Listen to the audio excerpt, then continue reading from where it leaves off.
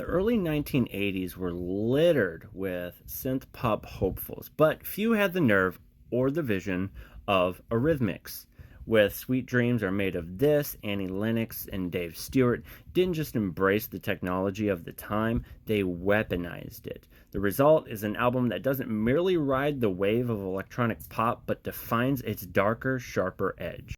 Now, the title track is the obvious gravitational center, and for good reason at that. Sweet Dreams Are Made of This distills the record's ethos into 4 minutes. It's hypnotic minimalism, unnerving repetition, and Lennox's voice, a controlled storm that can shift from velvet to steel in a single phrase. It's the sound of pop stripped down to its most essential bones and then reassembled into something at once mechanical and strangely soulful.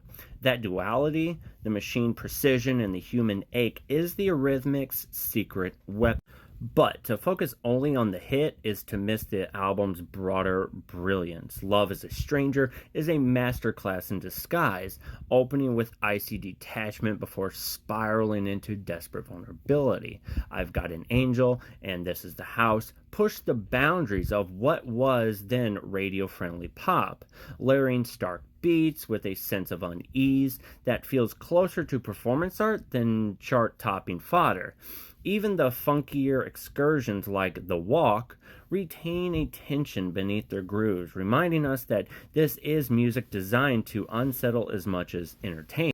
Annie Lennox is the album's undeniable anchor. Few singers of the era, and frankly few since, could project such authority without sacrificing nuance. She doesn't just perform these songs, she embodies them, shifting persona with theatrical precision. Stewart, for his part, shows himself as more just the knob twiddler. His arrangements balance rigor and experimentation, building soundscapes that feel both futuristic and timeless.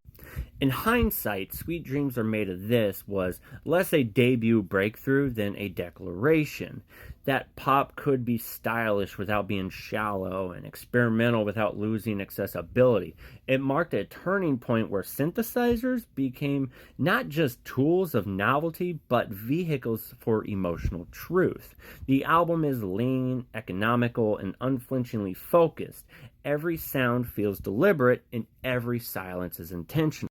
Over 40 years later, its influence still reverberates. Countless artists have borrowed its icy aesthetic, its fusion of minimalism and soul, its marriage of image and sound, yet few have managed to capture its precise alchemy. Sweet Dreams remains a benchmark, not because of nostalgia, but because it continues to sound like the future even in the present.